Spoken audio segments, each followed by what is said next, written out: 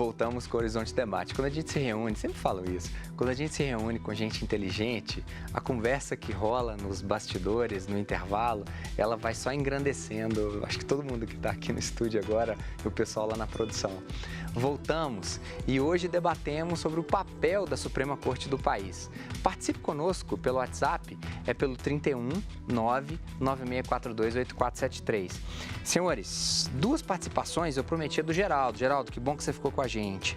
No STF, há também correntes ideológicas e conservadoras que atuam sobre as brechas da lei. Não é nenhuma pergunta, ele está exclamando que isso aqui acontece. O Geraldo Madureira, lá do bairro Santa Mônica, em Belo Horizonte. Henrique, existem correntes ideológicas, conservadoras, que atuam sobre as brechas da lei? É fato isso? Sem dúvida. O Supremo Tribunal Federal, como toda instituição, ele é composto por pessoas que têm visão de mundo, que têm ideologia, não é? Não existe juiz neutro. Existe alguma coisa sem ideologia? Não existe. Isso é uma falácia, isso é um mito, não é? Onde tem política, onde tem instituição, tem visão de mundo. As pessoas têm as suas formações, convicções, não é? Acreditam em Deus, não acreditam, têm uma visão sobre política, não é? Votam também, são cidadãos, não é? Então é impossível você ter o poder neutro, isso não existe, não é? Mas eu acredito que o Supremo Tribunal Federal, como órgão supremo do sistema judiciário brasileiro, ele também representa as diferentes correntes da sociedade brasileira.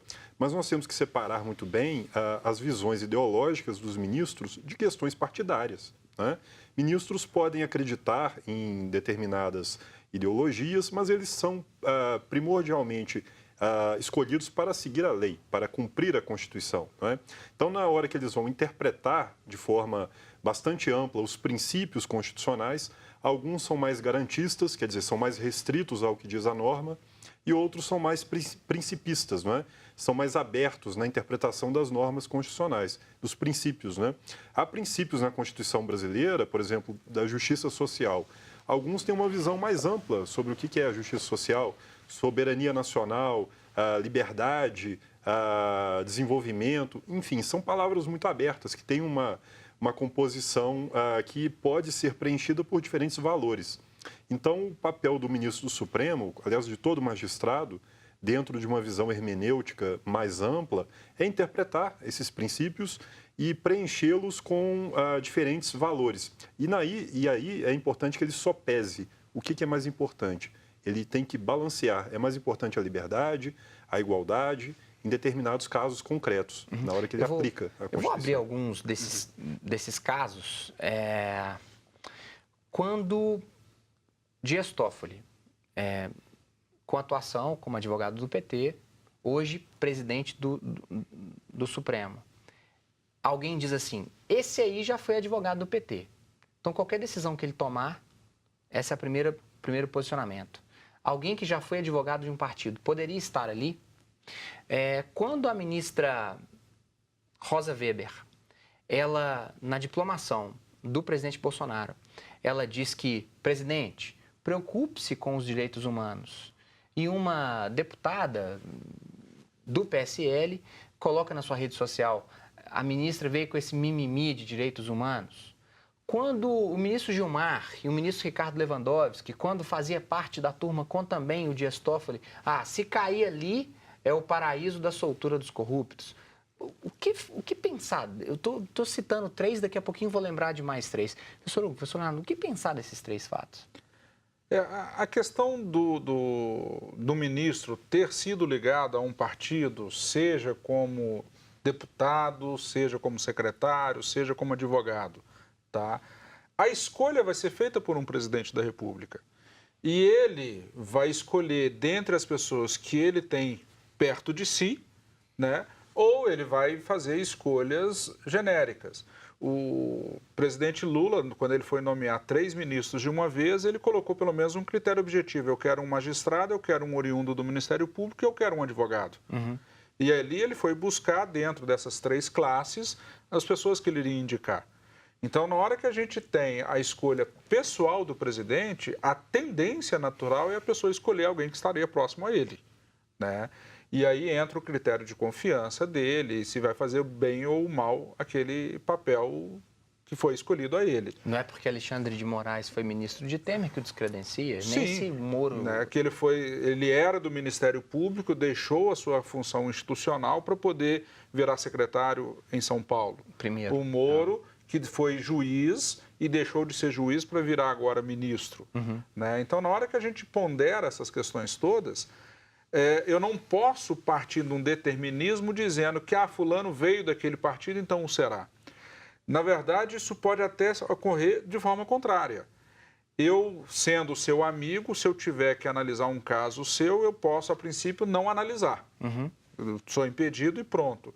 Mas se eu não tiver aquela relação de amizade, mas tem aquele link, nós dois tivemos junto, nós trabalhamos junto com a TV Horizontes e tudo, eu posso querer ser mais rigoroso com você até para garantir que eu sou isento em relação à sua pessoa. Talvez agora o telespectador lembrou da relação próxima do ministro Gilmar com a família Barata, a família dos ônibus no Rio de Janeiro. E ele não se declara impedido de jeito nenhum, né? Aí vem essa questão pessoal, se tem essa capacidade ou não de isentamente julgar. Professor Hugo, a ministra Rosa Weber deu um pito no presidente Bolsonaro ou ela estava falando sobre direitos humanos?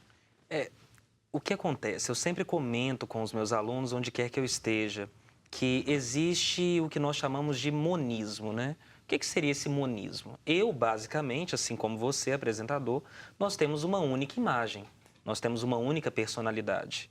E, portanto, obviamente, é muito complexo que nós venhamos a fragmentar os nossos semblantes ideológicos dos nossos semblantes jurídicos.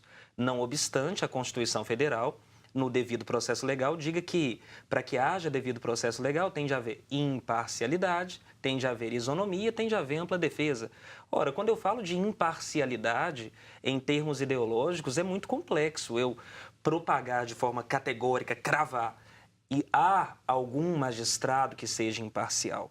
Portanto, é um conceito que nós precisamos desmistificar. Mas, em tese, todos os magistrados, quando não são reputados impedidos, eles são, sim, imparciais. Então, quando a ministra Rosa Weber, sustenta para todos ouvirem, diga-se de passagem, sobre a necessidade de defesa dos direitos humanos, eu penso que isso é uma recomendação ideologicamente jurídica totalmente sustentável, porque esse é o comando constitucional no artigo 5º. Afinal, os direitos humanos nada mais são do que o amadurecimento dos direitos fundamentais. Quando da campanha, Jair Bolsonaro havia dito que as minorias têm que se adequar. Então, quem manda é a maioria. E aí, no fundo, ela estava dizendo que a democracia não é isso. Não é porque a maioria votou que a minoria tem que deixar de existir ou simplesmente se adequar. Né? No fundo, aliás, é um papel importantíssimo do Supremo de ser o garantidor das minorias. Porque você tem um movimento majoritário no país que elege o chefe do Executivo, você tem o Legislativo, em que há maiorias e minorias, mas o Supremo Tribunal Federal é o órgão de última instância para que as minorias se façam valer os seus direitos, não é? Até dentro do Legislativo e até mesmo no Executivo. Então, esse papel não muito bem explicado para a população, quando, por exemplo, o presidente do Supremo Tribunal Federal, ou algum ministro de forma monocrática, ele impede a posse de algum ministro, isso aconteceu no final do governo Dilma, né? Essa interferência, muitas vezes, ela se dá pela paralisia decisória dos órgãos dos demais poderes.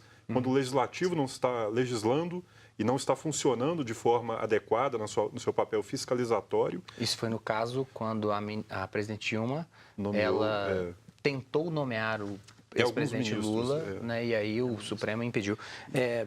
Professor Leonardo, interessante essa participação. Geralmente eu chamo o telespectador do Horizonte Debate para participar conosco pelo WhatsApp no 996428473. Mas o Pedro Júnior, Pedro, obrigado pela sua participação. Ele participou pelo YouTube.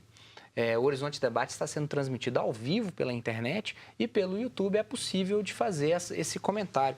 Pedro, obrigado. O STF, professor Leonardo, poderá ser exonerado totalmente por um tribunal militar? Com todos esses ministros defendendo bandidos, o país não vai para frente. Bom, eu costumo falar com os meus alunos, sim, é possível da mesma forma que eu posso ser atropelado atravessando Afonso Pena. Né? Por um tanque militar. Por um tanque militar. É possível? Sim, é uma possibilidade. É provável que aconteça? Não, não é provável. Tá?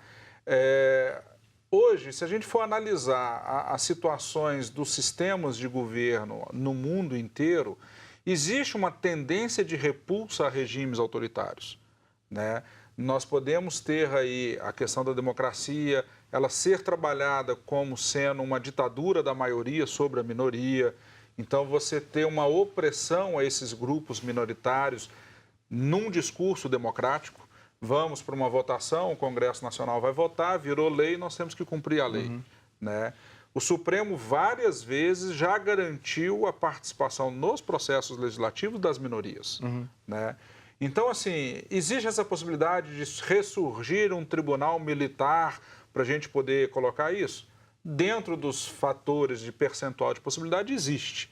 Mas isso traria uma série de consequências em tratados internacionais para o Brasil, por isso que eu não acho que é provável. Nem mesmo o regime militar teve essa petulância de fechar o Supremo Tribunal Federal, né? Ele permaneceu aberto durante todo o período e houve momentos ali de grande tensão com o Poder Executivo, com os militares. Alguns ministros, inclusive, renunciaram publicamente e afrontaram, não é, o poder militar que estava posto. Então, isso eu acho que é uma coisa fora de questão.